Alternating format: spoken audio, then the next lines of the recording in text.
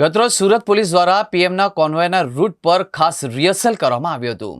પોલીસના રિહર્સલ સમયે એક બાળક સાયકલ લઈને કોન્વોય રૂટમાં પ્રવેશ કરતા પોલીસ અધિકારી દ્વારા તેના વાળ પકડીને માર મારવામાં આવ્યો હતો. હાલ આ ઘટનાનો વિડીયો સોશિયલ મીડિયામાં વાયરલ થતા જવાબદાર પીએસઆઈ સામે કાર્યવાહી કરવામાં આવી છે.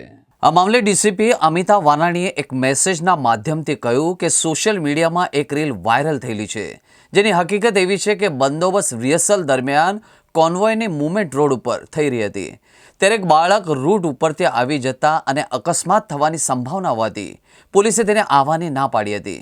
આમ છતાં અવારનવાર કોન્વોયના રૂટમાં આવતા આ દુઃખદ બનાવ બન્યો હતો.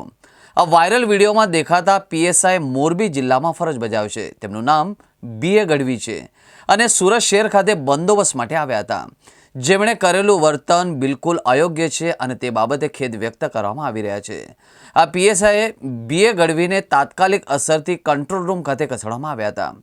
અત્રે ઉલ્લેખનીય છે કે આ ઘટના લિંબાયત રેલવે અંડરપાસના રતન ચોક પાસે બની હતી. વડાપ્રધાનની સુરક્ષા અને બંદોબસ્ત માટે પોલીસ કાફલો રિહર્સલ કરી રહ્યો હતો.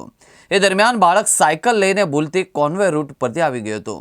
અત્રે ઉલ્લેખનીય છે કે વડાપ્રધાન 2 દિવસ માટે સુરત અને નવસારી ખાતે યોજાનાર વિવિધ કાર્યક્રમોમાં હાજરી આપવાના છે.